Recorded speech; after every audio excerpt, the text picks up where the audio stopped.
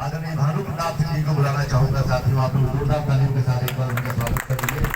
और समय का ध्यान बहुत कम रखते हुए आदरणीय, बहुत कम मतलब कोई भी ध्यान नहीं रख सकता, अपनी मर्जी से बोल। चलिए, बहुत बहुत शुक्रिया।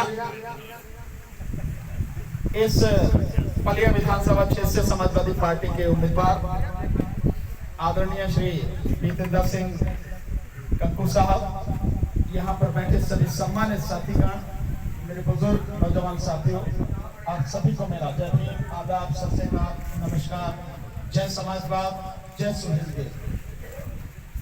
साथियों, बस इतना ही बताना है आपको। 19 जनवरी को माननीय अखिलेश यादव जी के साथ हमारी पार्टी राष्ट्रीय जनहित संघर्ष पार्टी का गठबंधन हुआ, जिसकी घोषणा संयुक्त प्रेस वार्ता में माननीय अखिलेश यादव जी ने की। राष्ट्रीय जनहित संघर्ष पार्टी के मैं राष्ट्रीय अध्यक्ष हूं। 2013 में यह पार्टी बनाई थी। 2017 में पहली बार हमारी पार्टी 5 सीटों पर चुनाव लड़ी। इस बार पंजाब में 2 सीटों पर लड़ रहे हैं और मणिपुर में 2 सीटों, 1 सीट पर। उत्तर प्रदेश में हम किसी सीट पर नहीं लड़ रहे हैं और समाजवादी पार्टी के साथ में बिना किसी सीट के, बिना किसी शर्त के हमने गठबंधन किया है, बीजेपी को जड़ से उखाड़ के फेंकने के लिए। जब सीए एनआरसी का आंदोलन था, मैं तब भी उसी ताकत से आपके साथ में था। पूरे देश में लगातार घूमा, लोगों को जगाने का प्रयास किया, उनके साथ खड़ा रहा। जिस दिन से किसान आंदोलन चला, पहले ही दिन से आखिरी दिन तक आपके साथ था, पूरी ताकत से।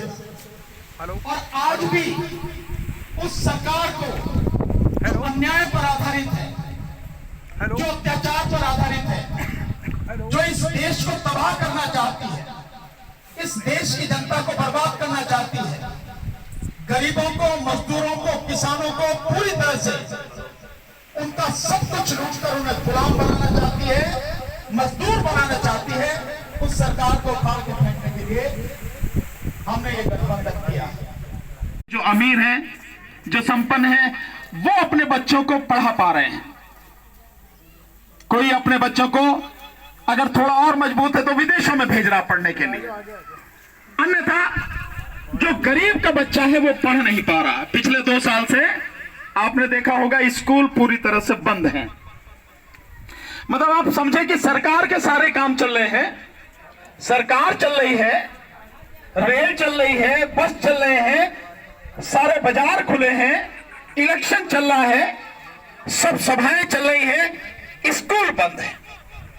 2 साल से अब शुरू कर रही है सरकार, खोलने जा रही है। क्या कोरोना केवल स्कूलों के लिए था या औरों के लिए भी था, या केवल मजदूरों के लिए था, और चीजों के लिए भी था?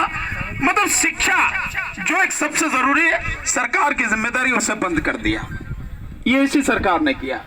एक और काम किया, अब जो नई शिक्षा नीति आई है उसके हिसाब से आने वाले कुछ समय में जो स्कूल है, सरकारी स्कूल आपको देखने से नहीं मिलेंगे।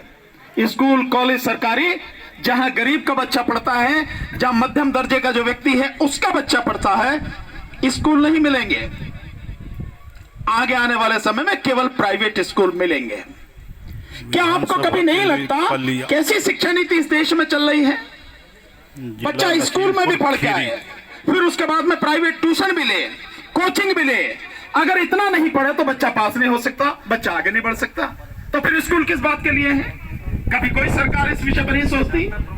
और आने वाले समय में जब सरकारी स्कूल खत्म हो जाएंगे तो जो मैंने आपको ये संख्या बताई, इस देश में तकरीबन 110 करोड़ जो लोग हैं गरीब, उनके बच्चे नहीं पढ़ पाएंगे। और यही सरकार, भाजपा सरकार, यही चाहती कि इसका कोई जो इरादा है वो छोटा मोटा नहीं है, बड़ा खतरनाक और बड़ा गंभीर, बहुत दूर तक का इनका इरादा है कि इस देश के लगभग 110 करोड़ लोगों को पूरी तरह से गुलाम बनाने की नीति वो लागू की जाए। तो शिक्षा नहीं होगी तो गुलाम बन ही जाएंगे। और इसके बाद रोजगार, तो रोजगार खत्म कर दिए। और रोजगार खत्म करने के लिए जो सबसे पहला कदम उठाया 2016 में मोदी ने, नोटबंदी। मोदी जी कहते थे ना कि अगर 50 दिन में नहीं ठीक हो तो जिस चौराहे पे कहोगे वहीं आ जाऊंगा। और चौराहे हम बतावे उन्हें तो कहां पर बतावे, भदेरे चौराहे हैं, किसी पे भी आ जाओ वहीं काम कर देंगे ठीक ठाक।